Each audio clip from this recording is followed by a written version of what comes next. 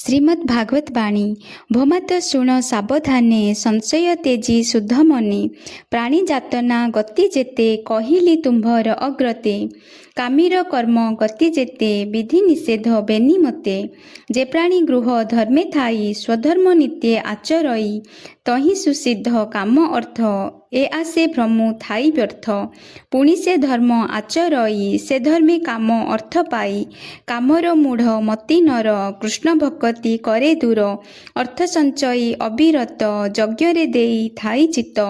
କରଇ ଯଜ୍ଞ ଅନୁଷ୍ଠାନ ତହିଁ ପୂଜଇ ଦେବମାନ ତଦନ୍ତେ ପିତୃ ତସ ଅର୍ଥେ ପୂଜଇ ଶ୍ରାଦ୍ଧେ ଶୁଦ୍ଧ ଚିତ୍ତେ ଶ୍ରଦ୍ଧାରେ ସେ ଧର୍ମ ଆଚରଇ ପିତୃଦେବତା ପୂଜା କରେ ସେ ପ୍ରାଣୀ ଗମେ ଚନ୍ଦ୍ରସ୍ଥାନେ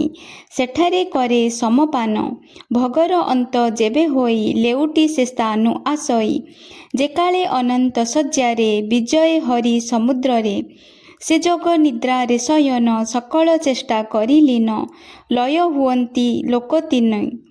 ମଧ୍ୟରେ ଅଛନ୍ତି ଯେତେ ପ୍ରାଣୀ ସେ ସର୍ବେ ତାଙ୍କ ଦେହେ ଥାନ୍ତି ସେ ହରି ଉଠିଲେ ଆସନ୍ତି। ଜୟ ଜଗନ୍ନାଥ, ଜୟ ଶ୍ରୀରାମ, ରାଧେ ରାଧେ।